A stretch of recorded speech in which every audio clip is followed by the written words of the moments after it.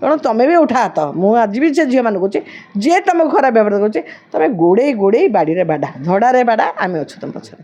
ତୁମେ ତ ବଡ଼ କଳାକାର, ତୁମେ ତ ବଡ଼ ଭିଲିଆନ୍, ତୁମେ ତ ଗୋଟେ ବଡ଼ ଭିଲିଆନ୍। ତୁମେ ନିଜେ ଭିଲିଆନ୍ ହୁଅ, ତୁମେ ନିଜେ ହିରୋ ହୁଅ, ତୁମେ ନିଜେ ସବୁ କର। କିନ୍ତୁ କେବଳ ଗୋଟିଏ ଅପେରାର ଗୋଟିଏ ମାଲିକ ହିଁ ବର୍ତ୍ତମାନ ଯାତ୍ରା କରୁଛି ସୋସିଆଲ ମିଡ଼ିଆରେ।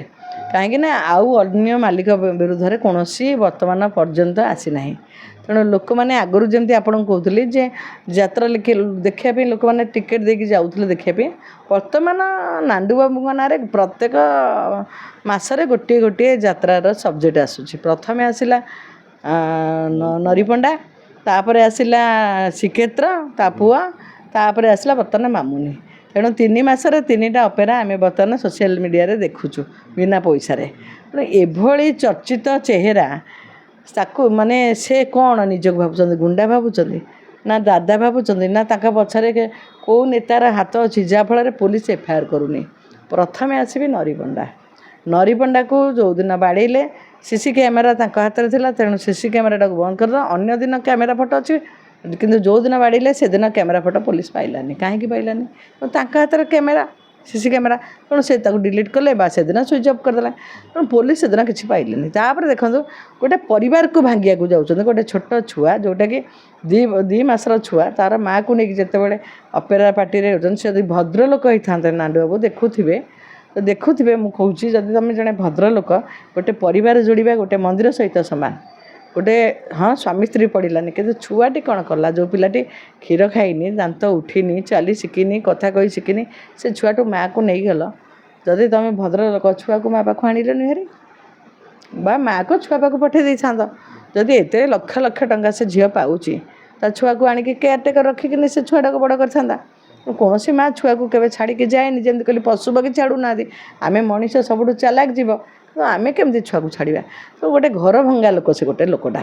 ଜଣକୁ ବାଡ଼େଇଲେ, ଜଣଙ୍କ ଘର ଭାଙ୍ଗିଲେ। ବର୍ତ୍ତମାନ ଗୋଟେ ମହିଳାକୁ କହୁଛନ୍ତି ମୋ ଲୁଗା ନେଇଯାଇଛି, ମୋର ପଇସା ନେଇଯାଇଛି, ତାକୁ ଡରଉଛନ୍ତି, ଧମକଉଛନ୍ତି। ସେ କହୁଛି ମୋତେ ମାଡ଼ ମାରିଛନ୍ତି। ତୁମେ ଖାଲି ମାଡ଼ ମାରି ଜାଣିଛ, କେହି ମାରିନାହାନ୍ତି। ତୁମେ କାହା ବାଉ ଛାଏ ତଳେ ଅଛ, ବା ତୁମେ ଯେଉଁ ଭାବୁଛ ମୋର ଯେଉଁ ପଇସା ସବୁଦିନ କାମ ଦିଏନି, ପଲିଟିକାଲ ପାର୍ଟି ବି କାମ ଦିଏନି।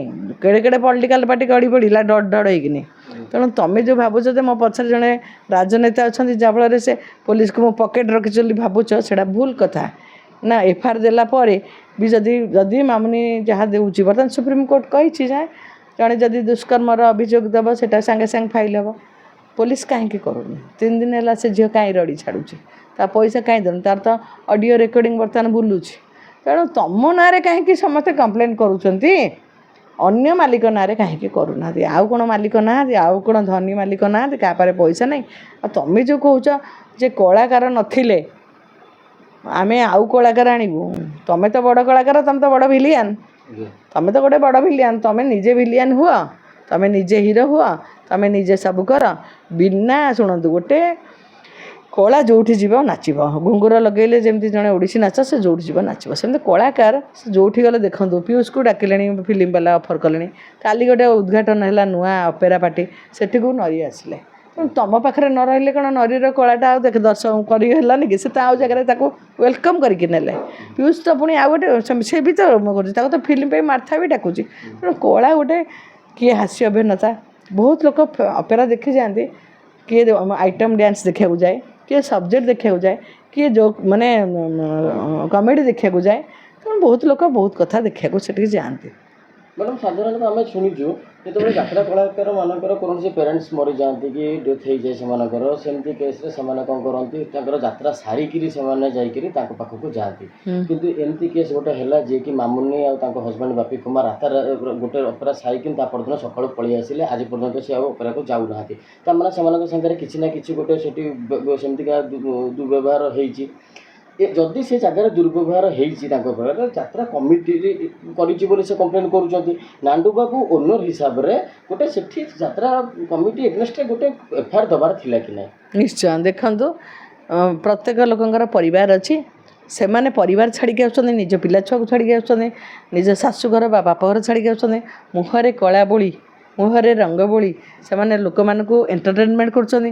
ନା ଶୀତ, ନା ଖରା, ନା ବର୍ଷା। ତେଣୁ ତାଙ୍କୁ ନେଇକି ତୁମେ ଯେଉଁ ଅପେରାଟା କରୁଛ, ତାଙ୍କ ପଇସାରେ ତୁମେ ଚୁଲି ଜଳୁଛି। ତାଙ୍କ ପଇସାରେ ତୁମେ ଅଇସ୍ କରୁଛ, ଗାଡ଼ି ଘୋଡ଼ା କିଣୁଛ। ତେଣୁ କଳାକାର ନଥିଲେ ମାଲିକ କୁଆଡ଼ୁ ଆସିବ? ଯେଉଁଦିନ କଳାକାର କେହି ଟିକେ ଯିବେନି, ତୁମର ତ ଖତ ଖାଇଯିବ ତୁମ ମାନେ ଅପେରା ପାର୍ଟି। ତେଣୁ ଏତେ ଗର୍ବ କାହିଁକି? ଗର୍ବ ତ କାହାର ରହିନି, ତୁମର କ'ଣ ଗର୍ବ ରହିବ? ତେଣୁ ଜଣେ ଲୋକ ଏତେ କଣ୍ଟ୍ରୋଭର୍ସିକି ଭିଲିଆନ୍ ଭଳିଆ କାହିଁ ଆସୁଛି, ଆଉ କେଉଁ ମାଲିକ ଆସୁନି। ତେଣୁ ମୁଁ ମହିଳାମାନଙ୍କୁ କହୁଛି, ଯେଉଁ ମହିଳାମାନଙ୍କୁ ଯେଉଁ ମାଲିକମାନେ ଖରାପ ବ୍ୟବହାର ଦେଖାଉଛନ୍ତି, ତୁମେ ବି ସଜାଗ ହୁଅ। ତୁମକୁ ଯଦି ସେମାନେ ରିଭେଞ୍ଜ ମାଇଣ୍ଡରେ ଅଛନ୍ତି, ତୁମେ ବି ତାପରେ ରିଭେଞ୍ଜ ନିଅ।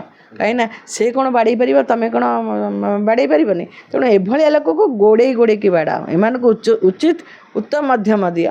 ଖାଲି କ'ଣ ପଇସା ଥିଲେ ଜଣେ ବାଡ଼େଇ ଦେବ, ଭାଷା କହିଦେବ, ସବୁ କରିପାରିବ? ବିନା ପଇସାରେ କ'ଣ କେହି କିଛି କରିପାରୁନାହାନ୍ତି? କରିପାରିବେ। ତେଣୁ ଦୁର୍ଗା ରୂପ ଧାରଣ ଯେମିତି କାଷ୍ଟିଂ କାଉଚ୍ କରୁଥିଲେ, ବହୁତ ଦେଖନ୍ତୁ ଆଗରୁ କହୁଥିଲେ କାଷ୍ଟିଂ କାଉଚ୍ ଫିଲ୍ମରେ ହେଉଥିଲା, ଏବେ ଅପେରାରେ ଏଇଠି କହିଲେଣି ଯେ ଆମକୁ ଏଇ ବ୍ୟବହାର କରୁଛନ୍ତି।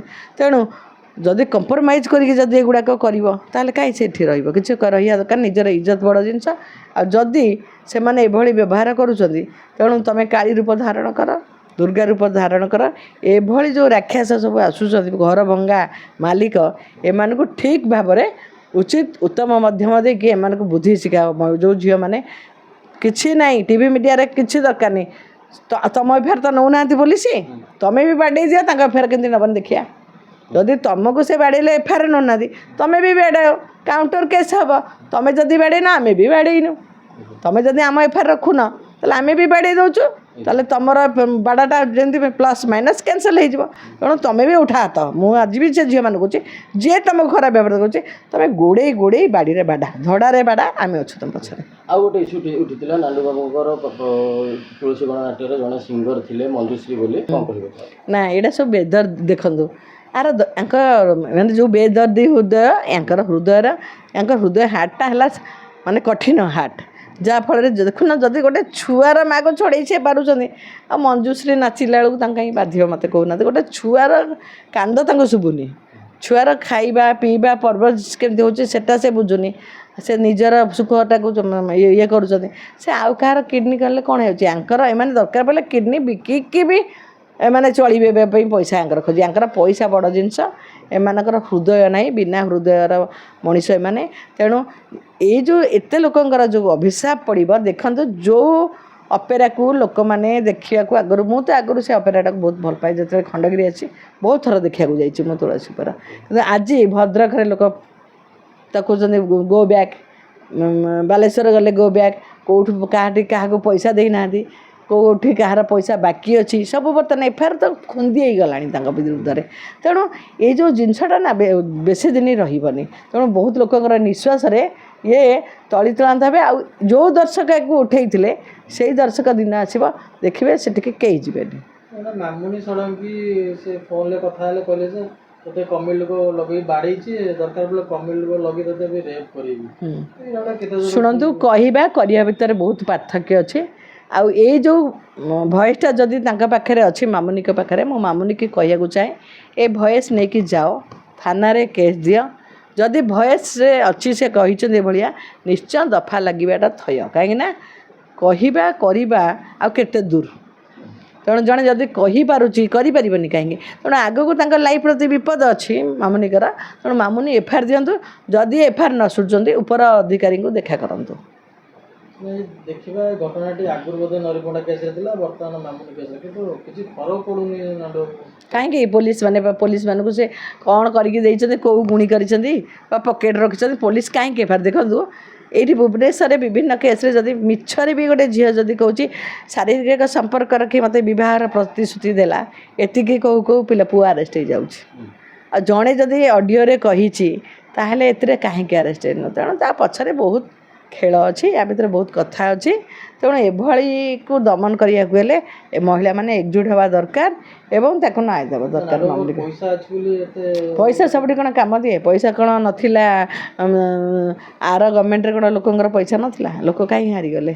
ତେଣୁ ସବୁଦିନ ଶୁଣନ୍ତୁ, ଏଇଠି ସିନା ତୁମେ ଏଇ କୋର୍ଟରେ ମାନେ ଜିତିଛ, ଉପରବାଲା ଯେଉଁ ଭଗବାନ ଦେଖୁଛି, କାଲି ତ ବହୁତ ଲୋକ ଲେଖୁଛନ୍ତି, ଆରେ ଡରରେ ଟିକେ ନାଣ୍ଡୁ, ଉପର ଠାକୁରଙ୍କୁ ଟିକେ ଡର। କାହିଁକିନା ଯେଉଁ ଯେତିକି ପାପ କଲୁଣି, ଯେତିକି ଭିଲିଆନ କାମ କଲୁଣି, କେତେବେଳେ କେଉଁଥିରେ ତୁ ମରିବୁ ଠିକ୍ ନାହିଁ। ଲୋକ ଲେଖୁଛନ୍ତି, ଫେସବୁକ୍ରେ ମଧ୍ୟ ପଢ଼ୁଛି। ତେଣୁ ସବୁଦିନ ସମାନ ନଥାଏ। ରାବଣର କ'ଣ ନଥିଲା? ରାବଣ ଭଲ ବ୍ରାହ୍ମଣ, ଭଲ ସ୍ୱର୍ଣ୍ଣ ଲଙ୍କା ଥିଲା ତାଙ୍କ ପାଖରେ କ'ଣ ସୈନିକ ଥିଲେ, ସ୍ୱର୍ଣ୍ଣ ଘର ଥିଲା, ସେ ଜଣେ ଜ୍ଞାନୀ ଗୁଣୀ ବିଜ୍ଞ ସବୁ ଥାଇକି ରାବଣର ତ ଅହଙ୍କାର ରହିଲାନି। ଯେ ୟାଙ୍କର ଗର୍ବ ଅହଙ୍କାର କେଉଁଦିନ ରହିବ? ତମେ ଅଛ ଆମେ ଅଛେ, ଏଇ ଗର୍ବ କେଉଁଦିନ ଚୂନା ହେଇଯିବ ଠିକ୍ ନାହିଁ। ଖାଇବାକୁ ମିଳିବନି ଦିନ ଆସିବ, ଦିନ ଦରକାର ପଡ଼ିଲେ କେତେ ଲୋକ ଚକ ବୁଲୁଛି, କେତେବେଳେ ଗରିବ କେତେବେଳେ ଧନୀ, କେତେବେଳେ ଗରିବ କେତେବେଳେ ଚକ ବୁଲୁଛି। ଚକ ପୁଣି ଡାଉନ୍ ନିଶ୍ଚୟ ହେବ, କେତେବେଳେ ଅଫ୍ ହେବ କେତେବେଳେ ଡାଉନ୍ ହେବ। ଡାଉନ୍ ସମୟ ଆସିଗଲା ତାଙ୍କର, ନିଶ୍ଚୟ ପାଇବେ। ଉପରବାଲା ଦେଖୁଛି, ଉପରବାଲା ଦେବ। ଏଠି ପୋଲିସ ନଦେଲେ କ'ଣ ହେଲା? ଦେଖନ୍ତୁ ଆଜି ଯେଉଁ ଦେଖିଲେ ଗୋଟେ ଲୋକ ବମ୍ରେ ଉଡ଼େଇ ଦେଇଥିଲା, ଆଜି ପୁଞ୍ଜିଲାଲ, ଆଜି ତାଙ୍କର କ'ଣ ହେଲା? ସେ ଦିନର ରଙ୍ଗ ଆଜି ଅଛି, ସେ ରଙ୍ଗ ରହିଲେ ହେଲା। ତେଣୁ ପୁଞ୍ଜିଲାଲର ରଙ୍ଗ ରହିଲା, ୟାର ରଙ୍ଗ ରହିବ। ତେଣୁ ଅଛି, ଭଗବାନ ଅଛନ୍ତି, କାଳେ କେଳେ ଅଛନ୍ତି। ଦେଖନ୍ତୁ ଗୋଟେ ପ୍ରିୟଙ୍କା ଯେଉଁ ଝିଅ ବା ଜ୍ୟୋତି ଯେଉଁ ଝିଅ, ସେ ଲୁଚି ଭାରତର ଗୁଇନ୍ଦା ଦେଉଥିଲା। ସେ ଭାବିଥିଲା ମୋତେ କେବେ ଧରା ପଡ଼ିବନି। ସେ କେବେ ଭାବିଥିଲା କି ଯେଉଁ ଐଶରେ ବୁଲୁଥିଲା ତାକୁ ଯେଉଁ VIP ଷ୍ଟାଇଲ୍ରେ ପାକିସ୍ତାନ ରଖୁଥିଲେ, ରହିଲାନି। ଆଜି ଯେତେବେଳେ ଯାଉଛି ତା ଚୁଟି ଫୁଟି ଯେମିତି ମାଡ଼ ଖାଉଛି, ମାନେ 100 ବର୍ଷ, ମାନେ 3 ବର୍ଷ 4 ବର୍ଷର ଯେଉଁ ଐଶଟା ଗୋଟେ ଦିନରେ ଭାଙ୍ଗିଗଲା। ତେଣୁ ଏଇ ଯେଉଁ ଐଶଟା ଇଏ କେଉଁ ଦିନ ଭାଙ୍ଗିବ ତମେ ଅଛି ଦେଖିବନି। ତେଣୁ କେବେ ରହିନି କି ଗର୍ବ କାହାର ରହିବନି।